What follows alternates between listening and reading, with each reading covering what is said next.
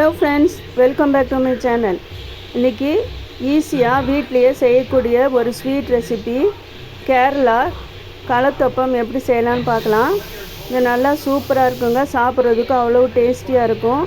வாங்க இது எப்படி செய்யலான்னு பார்க்கலாம். அதுக்கு நம்ம வீட்டில் இருக்கிற பச்சரிசி எடுத்துக்கலாம். நான் ஒரு டம்ளர் பச்சரிசி எடுத்து 3-4 தடவை நல்லா கழுவிட்டு நான் 3 மணி நேரம் ஊற வச்சுருக்கேன். இது நல்லா ஊறிடுச்சு பாருங்கள், நல்லா ஊறி இருக்கணும். ஊறிடுச்சு பாருங்கள் நல்லா. அதுக்கப்புறமா மிக்ஸி ஜார் எடுத்து நம்ம இதை அரைச்சிக்கணும். தேவையான பொருட்கள் பார்த்துடலாம்.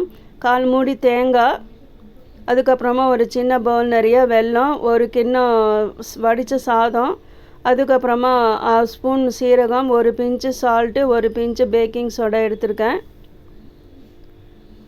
சீரகத்துக்கு பதிலாக நீங்கள் சோம்பு போடலாம், இல்லை போடாமல் கூட அவாய்ட் பண்ணிடலாம். இப்போ இந்த வெல்லம் எடுத்துருக்கோம்.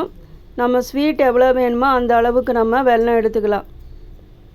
இப்போ ஸ்டவ் பற்ற வச்சு ஒரு பேன் வச்சுருக்கேன். 1/4 டம்ளர் தண்ணி ஊற்றி எடுத்து வச்சுருக்கிற வெல்லத்தை இதில் போட்டு நல்லா கரைச்சிடணும். பாகுபதம் பார்க்க வேண்டாம், வெல்லம் கரைஞ்சால் போதும். நீங்கள் இதுக்கு பதிலாக நாட்டு சக்கரை கூட நீங்கள் ஆட் பண்ணிக்கலாம். ஒரு ஏலக்காய் நம்ம மிக்ஸி ஜாரில் போட்டு அரைக்கும்போது போட்டு அரைச்சிடணும். ரொம்ப சூப்பர் வாசனையாக ரொம்ப டேஸ்ட்டாக இருக்கும்.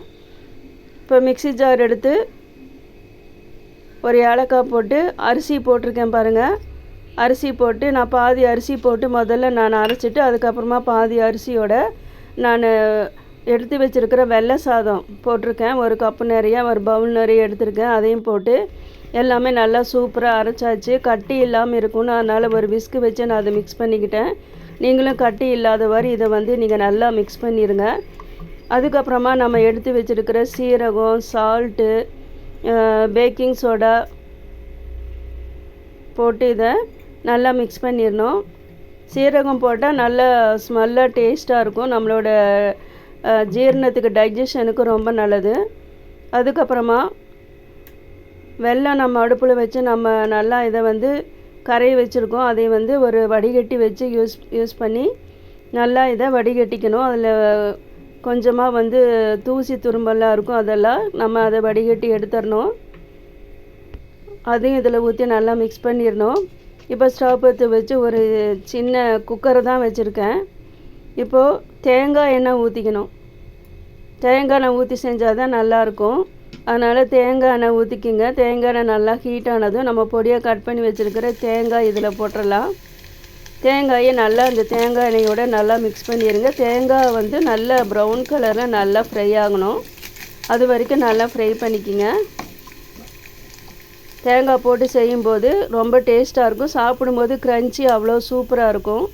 இப்போது ப்ரௌன் கலராக தேங்காய் நல்லா ஃப்ரை ஆகிடுச்சு. இப்போ களத்தொப்பம் செய்கிறதுக்கு நம்ம ரெடி பண்ணி வச்சுருக்கிற அந்த மிக்ஸிங்கை இதில் நம்ம ஊற்றிக்கணும். வெயிட் போடாமல் குக்கரை மூடி வச்சிடணும்.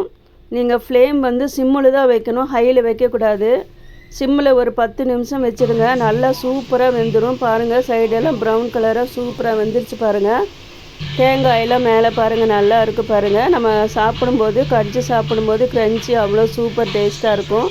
இப்போ வெந்துருச்சான்னு ஒரு கத்தியை வச்சு நான் குத்தி பார்த்து நல்லா சூப்பராக வெந்துருச்சு. இப்போ இதை ஒரு தட்டில் நம்ம மாற்றிக்கலாம். பாருங்கள், சூப்பராக களத்தொப்பம் ரெடி ஆகிடுச்சு பாருங்கள். வீட்லேயே நம்ம சூப்பராக ஒரு ஸ்வீட் ரெசிபி செய்யலாம். பாருங்கள், இதை கட் பண்ணிக்கலாம். நமக்கு எந்த அளவில் வேணுமோ அந்த அளவில் நம்ம இதை கட் பண்ணி செஞ்சுக்கலாம். இது உங்களுக்கு பிடிச்சிருக்குன்னு நினைக்கிறேன். பிடிச்சிருந்தால் லைக் பண்ணி, ஷேர் பண்ணி, சப்போர்ட் பண்ணுங்கள். தேங்க்யூ ஃபார் வாட்சிங்.